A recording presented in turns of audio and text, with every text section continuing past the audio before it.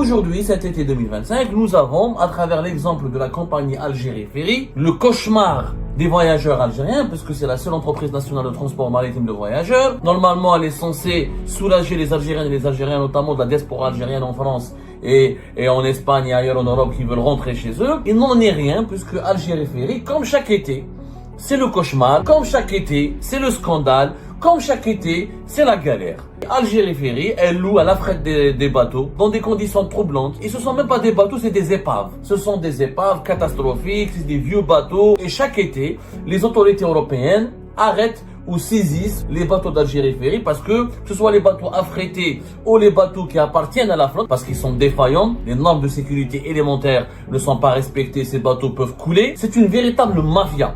Alors, il y a une entreprise étatique, ces dirigeants font ce qu'ils veulent, ils achètent ce qu'ils veulent, ils dépensent ce qu'ils veulent.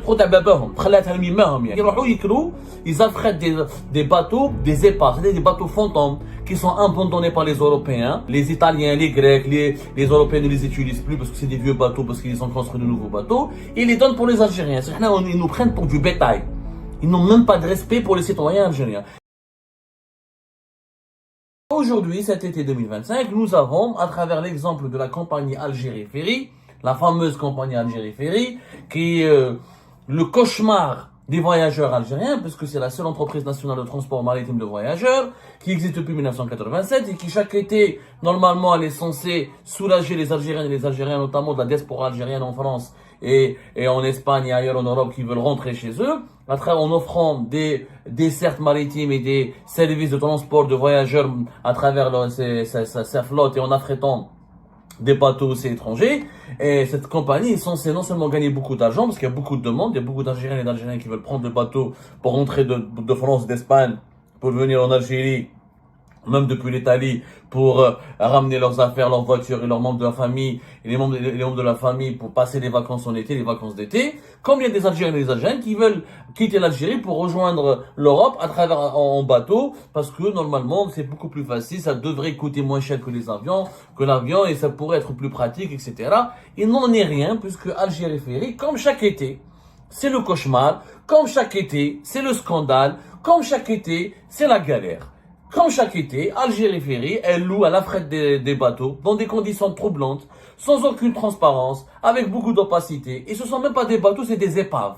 Ce sont des épaves catastrophiques, c'est des vieux bateaux. On sait même pas pour combien de prix, quels sont les prix, combien de milliers d'euros, de millions d'euros sont dépensés par cette compagnie publique pour louer ces bateaux. Et chaque été, les autorités européennes arrêtent ou saisissent, ou bloquent, ou retiennent au niveau de leur port, que ce soit en Espagne ou en France, les bateaux d'Algérie Ferry, parce que ce soit les bateaux affrétés ou les bateaux qui appartiennent à la flotte, parce qu'Algérie Ferry, elle a quand même 4 bateaux, t'as l'Ardouziyet, t'as Sili 2, Al Jazair 2, Borj Baji Mokhtar 3, on appelle ça les ferries. Ce sont les ferries qui ont une capacité, on va dire, entre 1000 et 1500 passagers. Et 4 bateaux, ça ne suffit pas. L'Algérie, c'est un grand pays, c'est une grande façade maritime.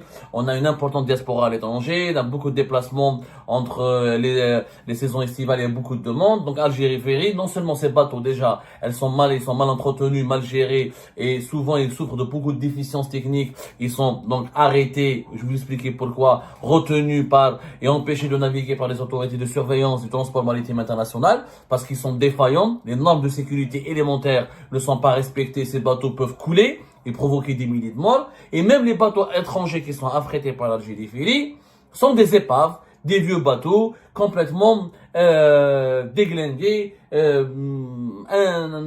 des vieux bateaux usés qui ont des décennies, qui sont même pas conformes aux normes de sécurité de transport, aux normes de sécurité moderne du transport maritime des voyageurs. Et pourtant, Algérie Ferry, on nous a promis du changement. Qu'est-ce qu'on nous a raconté? On nous a raconté que en mettant un militaire à la tête de cette compagnie, tout va aller dans le meilleur des mondes possible. Rappelez-vous, fin avril 2024, un général a été installé à la tête d'Algérie Ferry. C'est le général Hillel Ben Aouda. Hillel Ben Aouda, c'est qui? Hillel Ben Aouda, c'était lui le chef de division emploi et préparation à l'état-major des forces navales. Donc ils ont ramené quelqu'un directement de l'état-major des forces navales algériennes.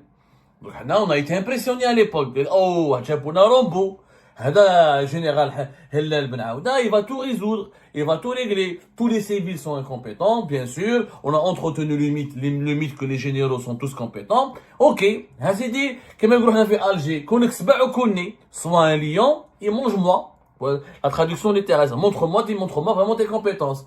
Hellal Ben Aouda, donc, il a été installé fin avril 2024. Et on lui avait demandé donc de faire preuve de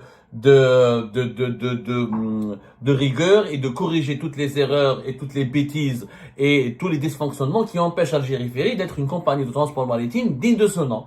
L'été 2024 a été une catastrophe puisque non seulement les navires d'Algérie Ferry étaient mal entretenus, ils avaient beaucoup de pannes, et il y a eu un quatrième navire qui a été affrété, il s'appelle le Moby Data, pavillon italien, construit en 1980, un vieux bateau, il a été affrété, il a été bloqué plusieurs fois, plusieurs reprises, en 2024, notamment juste avant, c'était en avril 2024, ça il a été bloqué en raison d'un problème de conformité avec les normes juridiques et techniques internationales. Donc déjà avait le scandale avec le Moby Data, un vieux bateau italien que l'Algérie Ferry a affrété, toujours dans des conditions opaques. On ne sait pas si c'est du gré à gré, est-ce que c'est de l'appel d'offres international, est-ce qu'il y a eu des consultations. Opacité totale dans le secteur des transports maritimes. C'est une véritable mafia. Alors, il y a une entreprise étatique, ces dirigeants font ce qu'ils veulent, ils achètent ce qu'ils veulent, ils dépensent ce qu'ils veulent, c'est un héritage personnel. Mais bon, à chaque fois il y a des scandales. Le général Hellal Ben Aouda, donc avril 2024, lors de son installation, il a fait un discours où il nous a promis, ne vous inquiétez pas, on va changer les choses. Il a reconnu que la situation va mal. Je vais vous citer ce qu'il a dit. Il a parlé de profondes réformes pour restaurer la société. Voilà ce qu'il a dit dans son allocution quand il a été installé en avril 2024. Voilà. Il a dit que, non, plus tard, cette allocution a été faite en avril 2024, il s'est pas beaucoup exprimé. C'était fin octobre, voilà. Fin octobre 2024, il s'est exprimé. Il avait rencontré le ministre des Transports, il a parlé. Il a dit que l'Algérie Ferry est dans une situation complexe. L'entreprise, elle souffre à cause d'un cumul de dysfonctionnements, une saison estivale difficile, ayant chamboulé son programme, ce qui a causé un mécontentement, une insatisfaction de sa clientèle. Il a reconnu que le Moby Dada, le vieux bateau, il n'est pas avec ils affrètent des bateaux, des épaves, c'est-à-dire des bateaux fantômes qui sont abandonnés par les Européens. Les Italiens, les Grecs, les Européens ne les utilisent plus parce que c'est des vieux bateaux, parce qu'ils ont construit de nouveaux bateaux. Et ils les donnent pour les Algériens. Ils nous prennent pour du bétail. Ils n'ont même pas de respect pour les citoyens algériens. Ils ramènent des vieux bateaux qui sont pas respectés, qui sont plus respectés, qui ne sont dans l'état technique, c'est-à-dire dans l'état qui sont dans mauvais état et qui ne sont pas conformes aux normes techniques de sécurité du droit maritime international. Donc, le Moby Dada, il est tombé en panne en pleine mer, alors qu'il effectuait une traversée Oran-Alicante. Il y avait 1169 passagers qui étaient bloqués. Donc, c'est un général-major, hein. C'est pas un général, hein. C'est un général-major. Donc, le général-major Hellal Ben Aouda, il a reconnu que les problèmes techniques ne sont pas les seuls facteurs de dégradation de la situation de l'entreprise, mais une série de dysfonctionnements structurels, notamment en matière de gestion. Il a parlé d'une tentative d'atteinte à l'entreprise, porteuse de l'emblème national au profit des entreprises étrangères. En plus, il a dénoncé une campagne médiatique systématique sur les réseaux sociaux. C'est la théorie du complot. Les militaires algériens, finalement, ils font pas mieux que les civils. Dès qu'ils parlent, tout est complot. L'entreprise, elle est bien, elle est victime d'un sabotage interne, elle est victime d'une campagne de dénigrement et d'un complot, et ce sont les entreprises étrangères qui veulent la saboter. Mais il y a Algérie Ferry, ça marche bien. Algérie Ferry, c'est mieux que Titanic, c'est très bien. Les militaires algériens, mais c'est les complots. Ok. Il a dit qu'il avait promis en octobre qu'il allait procéder à des analyses et des diagnostics afin d'améliorer le rendement et d'être à la hauteur des aspirations des clients. Il a parlé d'échanges de vision, de dialogue pour élaborer une feuille de route pour le développement de l'entreprise et pour résister à la concurrence dans le transport. Il a demandé une prise de conscience collective pour atteindre ce saut qualificatif. C'était en octobre. Fin octobre 2024. C'était lors d'une rencontre avec le ministre des Transports à l'époque. Il s'avère que le général Hellal Ben Aouda, nous sommes en juillet 2025, les mêmes problèmes d'Algérie Ferry qui ont été constatés en 2024 se sont reproduits En 2027, rien n'a changé. Absolument rien n'a changé. Au contraire, Hadal Général, Hadal Ben Aouda, il n'est même pas resté longtemps dans son poste, puisqu'il a été installé fin avril 2024 à la tête d'Algérie Ferry, comme par hasard et sans aucune explication. Fin janvier, mi-janvier 2025, il a été installé directeur général de la marine marchande et des ports. Il a pris un poste au niveau du ministère des Transports. Donc on le ramène en avril, et en janvier on lui change de poste, en 6 mois il est parti. Il n'est même pas resté une année. 6 mois il est parti, il a décidé de, je ne sais pas pourquoi, ni comment, on lui a confié une direction importante du ministère des Transports. Mais avant, il avait lancé cette fameuse feuille de route, ce militaire qui nous avait promis une feuille de route de redressement d'Algérie Ferry. Nous sommes en été 2025. Donc c'est pendant l'été que nous allons évaluer cette feuille de route et voir s'il y a eu des changements. Ce militaire qui a changé, ce général-major, est-ce qu'il a vraiment apporté les changements nécessaires pour améliorer la gestion? Puisque, encore une fois, comme en 2024, l'Algérie, Algérie Ferry, a loué un navire italien qui s'appelle El Venizelos, qui date depuis El Venizelos. C'est un navire qui faisait les traversées maritimes entre l'Italie et la Grèce. Il date de 1983. Il a été utilisé commercialement depuis 1992 sur les lignes entre la Grèce et l'Italie. Et la même chose, à l'époque, les années 90, il était le navire le plus imposant, le ferry le plus imposant en Méditerranée.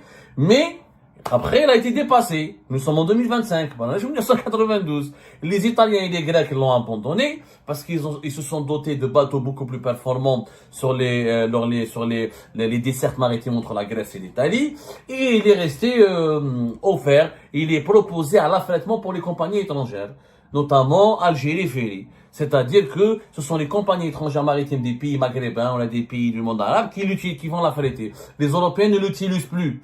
Les Grecs l'ont utilisé, les Italiens l'ont utilisé, ils l'ont été abandonnés par la suite. Maintenant, c'est les Algériens qui l'utilisent. Sauf que, dès qu'ils l'ont affrété pour cet été, il a été une première fois retenu.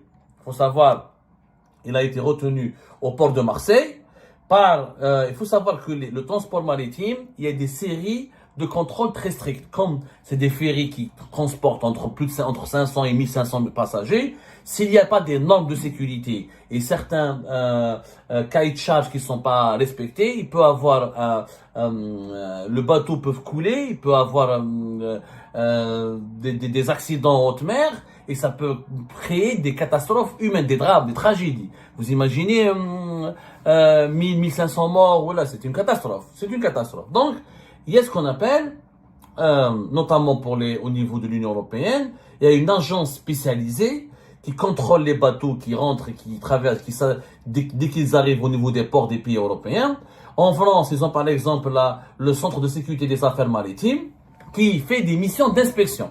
À chaque fois qu'un navire étranger arrive dans un port européen, même si ce navire est européen, chaque fois qu'un navire tout court arrive dans un port européen, par exemple comme celui de Marseille, il est inspecté par des experts, par des contrôleurs qui doivent vérifier s'il est conforme aux normes de sécurité, aux exigences techniques qui garantissent la sécurité de la traversée et qui donnent des garanties pour que ce bateau ne coule pas, pour qu'il n'y ait pas un accident. C'est-à-dire il n'y a pas de dysfonctionnement, de défaillance inquiétante. À Marseille, il a été retenu du 23 au 29 juin dernier, 2025. Ensuite, le 30 juin, il y avait une opération de contrôle programmée annoncée par Algérie Ferry, ça s'est terminé, il a été libéré que le 30 juin, donc une semaine bloqué pratiquement à Marseille, alors qu'il devait traverser, et à chaque fois qu'un bateau il est bloqué, ce sont des milliers de passagers qui sont totalement bouleversés et ébranlés, puisque le programme d'Algérie Ferry change, donc les gens qui sont à Marseille, au port, qui attendent depuis 3h, 4h du matin, doivent attendre 24 heures ou 48 heures supplémentaires, le temps que Algérie Ferry trouve un autre bateau pour les transporter. Donc, une semaine plus tard, soit disons que ça a été réparé, il n'y a plus de problème, le 4 juillet, il est bloqué depuis le 4 juillet à Alicante, en Espagne. Algérie Ferry, le navire El Venizelos, il est toujours bloqué à Alicante. Pourquoi? Il a été retenu par les inspecteurs espagnols du contrôle de l'État du port, dans le cadre d'une convention internationale qui leur demande, en Europe encore une fois, il y a l'Agence européenne de sécurité maritime, qui impose des missions d'inspection très strictes au niveau des bateaux. Un bateau ne peut pas quitter un port s'il n'est pas bien contrôlé, inspecté. Parce qu'encore une fois, il ne faut pas qu'il y ait, je sais pas comment on appelle, pour les avions, on dit un crash, et pour les bateaux, j'ai oublié le mot technique. Pour que les bateaux ne coulent pas, c'est tout, voilà, pour qu'il n'y ait pas un accident pour qu'il n'y ait pas d'accident, voilà, pour qu'il n'y ait pas des accidents au niveau des bateaux, voilà. Donc, il y a des missions d'inspection, la même chose, en Espagne, et des médias spécialisés ils en ont parlé. Finalement, qu'est-ce qu'on découvre? Que ce bateau, affrété par Algérie Ferry, a très peu navigué ces dernières années. Il a du mal à se mettre en conformité avec les réglementations internationales que chaque navire est censé impliquer. C'est-à-dire on a loué une épave. C'est-à-dire les Algérie Ferry est parti prendre un bateau fantôme. Un bateau qui n'est même pas utilisé, qui ne devrait pas être utilisé pour le transport des maritimes. Mais comme les Algériens, comme on est nous, on est traités comme des animaux par nos dirigeants, Yarmouna, s'il a coulé, c'est quand même grave. C'est quand même extrêmement grave. C'est la deuxième fois qu'il est retenu par les services de contrôle, cette fois-ci espagnol, pas français. Et encore une fois, le bateau, selon les premières conclusions, rapportées par des médias européens spécialisés, il a très peu navigué ces dernières années et il semble avoir du mal à se mettre en conformité avec les réglementations internationales que chaque navire est censé appliquer. C'est le même scénario qui a eu lieu avec le Mobidada en 2024, avec le Mobidada. Le même scénario. Où c'est des pannes, où il est détenu à quai dans les ports européens pour défauts multiples touchant à la sécurité, à l'environnement et aux conditions de travail. Parce que dans les séries de contrôle, il faut que les conditions de travail des marins soient respectées. Il ne faut pas que ça soit très polluant pour l'environnement et pour la mer. Et il y a des normes de sécurité qu'il faut qu'ils soient respectées. Donc, c'est Algérie Ferry, entre 2021 et 2024, elle a consommé 6 directeurs. Instabilité totale. Jad, le fameux général-major, on l'attendait comme le Messie. Le contrat, selon nos investigations, les contrats pour l'affrètement de ce navire gréco-italien, ou qui est italien aujourd'hui, je ne sais même pas à qui il appartient aujourd'hui, je crois qu'il appartient aux Grecs maintenant, il n'est même pas italien. Il appartient à une compagnie grecque. Et qui est proposé à l'affrètement. Les Grecs et les Italiens ne l'utilisent pas, ils ne l'utilisent plus pour leurs propres voyageurs. Ils le mettent à la disposition des pays arriérés, archaïques, sous-développés, comme l'Algérie, parce que voilà, pour les Européens, ils ont une meilleure considération pour leurs citoyens, pour leurs voyageurs. C'est lui qui a négocié. Ça s'est négocié à son époque, avant qu'il quitte Algérie Ferry pour aller au ministère des Transports. Donc, c'est un échec dont il est lui-même comptable. Et au lieu de le sanctionner, et au lieu de lui demander des comptes, ce général-major, on l'a promu au ministère des Transports. Et encore une fois, c'est la faillite de la gestion. Donc, il n'y a aucune différence entre la gestion militaire et la gestion civile en Algérie. C'est la même chose. Les militaires algériens sont aussi incompétents, aussi malhonnêtes, aussi catastrophiquement médiocres que les civils algériens. Et ils font des discours, ils adorent les théories du complot, et à la fin, la situation d'Algérie est catastrophique. Qu'est-ce qu'il faudrait faire? C'est très simple. Privatiser. Ramener des managers étrangers. Il faut arrêter cette mentalité du Beylek, de l'étatique. L'État n'a pas à gérer une compagnie de transport maritime. L'État doit se désengager. Plus l'État est présent, plus la corruption, les conflits d'intérêts, le favoritisme, la mauvaise gestion.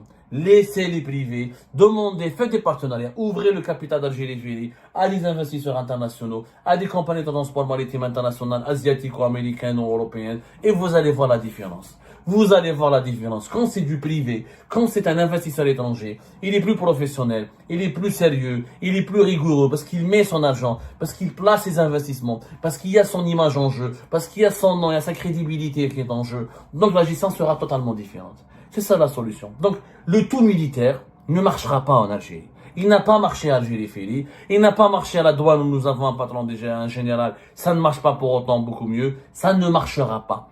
Il faut arrêter de nous faire croire ce mensonge permanent que les militaires gèrent mieux, que les militaires sont meilleurs que les civils. C'est faux. C'est complètement faux. Je vous remercie toutes et tous sans exception comme d'habitude pour avoir suivi la vidéo jusqu'à la fin et toutes nos vidéos. Je vous remercie pour vos commentaires et pour vos réactions. N'oubliez pas de nous laisser des commentaires sur le sujet de cette vidéo et aussi de vous abonner à la chaîne si vous n'êtes pas encore abonné. Donc voilà, je vous remercie encore pour votre soutien à la chaîne, pour vos abonnements et pour toutes vos réactions et pour vos commentaires très diversifiés. Et j'espère pouvoir toujours être à la hauteur de vos expectations. Donc voilà, merci encore une fois et à la prochaine dans une nouvelle vidéo. Au revoir.